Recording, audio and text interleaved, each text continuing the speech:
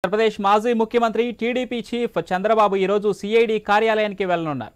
Amaravati inner ring road liquor ఇసుక కేసుల్లో ఇప్పటికే చంద్రబాబుకు ఏపీ హైకోర్టు ముందస్తు బెయిల్ను మంజూరు చేసింది. కాగా ఇదే సమయంలో కొన్ని షరతులు విధించింది. వారం రోజులుగా దర్యాప్తు అధికారి ఎదుట హాజరై పూచీకత్తు సమర్పించాలని ఆదేశించింది. ఇక హైకోర్టు ఆదేశాలకు అనుగుణంగా నేడు సిఐడి కార్యాలయానికి వెళ్లనున్న Chandrababu Amaravati inner ring road liquor scam అలాగే ఇసుక కుంభకోణం కేసుల్లో పూచీకత్తును సమర్పించనున్నారు.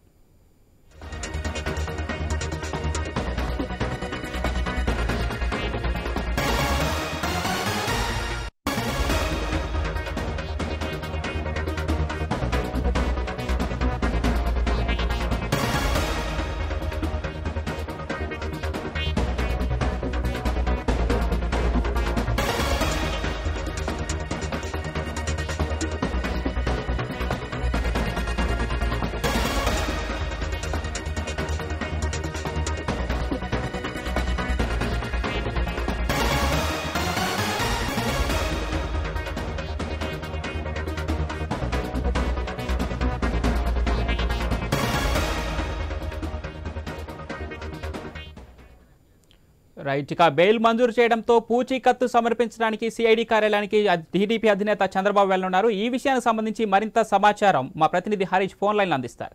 ఎస్ హరీష్, డీటెయిల్స్ ఏంటి? సిఐడి కార్యాలయానికి అధినేత ప్రధానంగా చూసుకుంటే కనుక ఇన్నర్ రింగ్ రోడ్ వారితో ఇక్కడికి సంబంధించినటువంటి అంశాలపైన పూచీకత్తు సంబంధించిన అవకాశం అయితే ఇన్నర్ రింగ్ రోడ్ కి సంబంధించినటువంటి వ్యవహారంలో లేవు, నిర్మాణాలు లేవు, ఇటువంటి దాఖలు ప్రభుత్వం వ్యవహరించి కేసులు బనాయించిన ఉద్దేశం. అదేవిధంగా టీడీపీకి సంబంధించినటువంటి నాయకులు సంబంధించినటువంటి వ్యవహారంలో కూడా బడ్జెట్ అమ్మకానికి సంబంధించి మంచిగా కేసు నమోదైన సిచ్యువేషన్. ఈ అంశంపై కూడా సంబంధించినటువంటి డీటెయిల్స్ ని ముందు ఉంచేందుకు చంద్రబాబు పోతున్నారు. ఆయా పరిస్థితుల్లో భారీగా పోలీసులు సంబంధించినటువంటి భారీ ఎత్తున చంద్రబాబుతో పాటు సిఐడి కార్యాలయానికి వెళ్లేటువంటి అవకాశం ఉండడంతో పోలీస్ యంత్రాంగం కూడా ముందస్తుగా అప్రమత్తమైంది.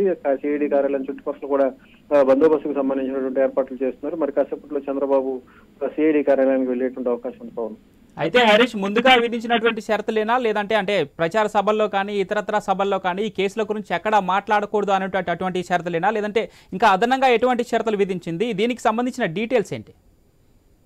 షరతులు అంటే న్యాయస్థానానికి సంబంధించినంత వరకు కేసు విచారణలో ఉంది కాబట్టి, కోర్టులో హార్డింగ్ లో ఉంది కాబట్టి అందుకు సంబంధించినటువంటి వాస్తవ పరిస్థితులు కావచ్చు, ఇతరత్ర ఉన్నటువంటి వివరాలు కావచ్చు బయటికి ప్రచారం చేయడం ద్వారా ప్రజలు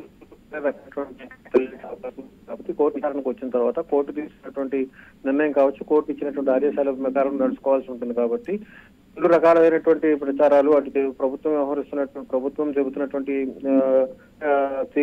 విధానం ఏదైతే ఉందో, అదేవిధంగా టీడీపీ ప్రతిపక్షంగా ఉన్నటువంటి టీడీపీ చెబుతున్నటువంటి ప్రచారం ఏదైతే ఉందో, ఈ మొత్తం ఎపిసోడ్ కి సంబంధించి పూర్తిగా ఆధారాలు కూడా సమర్పించాల్సిన పరిస్థితి. ఇందులో భాగంగా పూర్తి సమర్పించిన తర్వాత నిబంధనల ప్రకారం వ్యవహరించినటువంటి అవసరం ఉంది. కాబట్టి ఇప్పుడు ఎన్నికలు కూడా దగ్గర పడుతున్నాయి కాబట్టి రకరకాల ప్రచారాలు జరిగేటువంటి అవకాశం ఉంది, కేసుల విషయం కూడా మాట్లాడేటువంటి అవకాశం ఉంది. కాబట్టి ఈ వ్యవహారం పైన కోర్టు ఇచ్చినటువంటి ఆదేశాలను పాటించాల్సినటువంటి పరిస్థితి. Pawan, right, thanks for the update Harish.